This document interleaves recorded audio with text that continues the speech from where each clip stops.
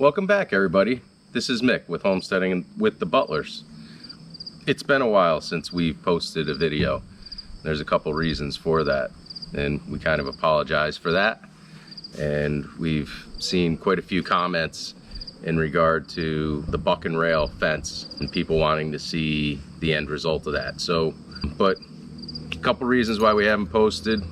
One, both Grace and I filled both of our computers up to capacity, and from a technological standpoint, we're not too swabby. So I think we got a handle on that, figured it out. A COVID-19 hit, and just, I don't know, we got away from our routine.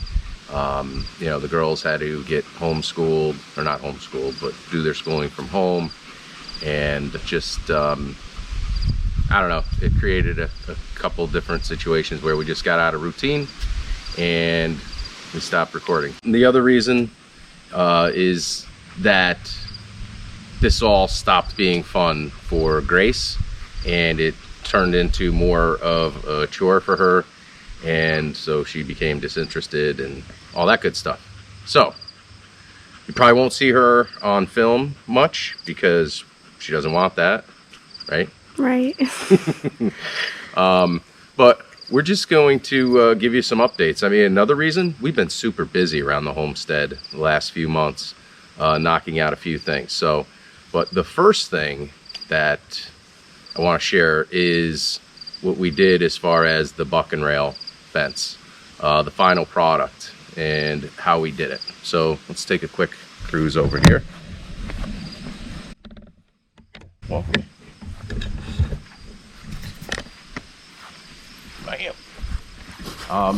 So anyway, what I did with the buck and rail, you saw in the previous video, and as I was cutting out the cross members and all that good stuff, and I assembled them with 2x4s.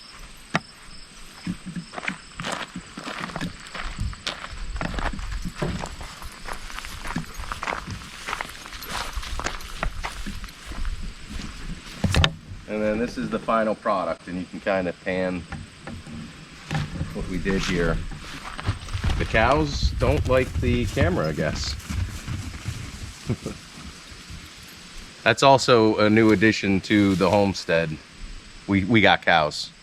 I know we spoke about goats earlier on in the year, but we skipped a step and went right to the cows. But I know people were talking about wanting to see the finished product with the buck and rail fence, and this is it. I will tell you, you know, it's more expensive than doing the posts, just the wooden posts, but I can't pound posts in up here. So the cost of getting holes drilled for the posts and all that good stuff was more expensive than going this route. The only problem with this route is that there's been a shortage on pressure treated lumber. So we just squeezed out what we needed for this year. And this is going to primarily the paddocks for these guys, or the grazing areas. We're going to primarily use T-posts. I don't know if you can see the back one there, Gracie. But this is going to be their winter pen. And some may be asking, you know, what are we doing with all the electric fence here? And everybody that asks me, I tell them that I'm teaching the cows geometry. But you know, we have a small piece of pasture, and just trying to rotate them through. There's 4 different sections that we have made up here for them, and these guys are pretty docile. What you just saw a couple minutes ago doesn't, I guess, you know, show them in that manner, but they're still a little skittish. They're still new. I think a culmination of having Duke here and the camera. I mean, things that are weird to them, they get a little flighty at first, because again, we've had them like a month now, a little over a month. But yeah, this is the post and rail fence, and this is our setup. Those are the cows. That is Bella and Dancer. Bella's the bigger one. Bella is our boss cow, and Dancer's the smaller one. And they are both, knock on wood, apparently pregnant, and we shall see next spring. And they are what they call an Irish Dexter. That's as big as these cows will get. They won't get bigger. In fact, Bella's kind of bigger than the normal cow, Dexter. But the females get to about 750 pounds, and the bulls will get to about 1,000 pounds. Their food intake is a lot less than a regular cow. And there you go, Dancer. And they're easier for, like, from a mothering standpoint. And they're a perfect homestead cow as far as I'm concerned.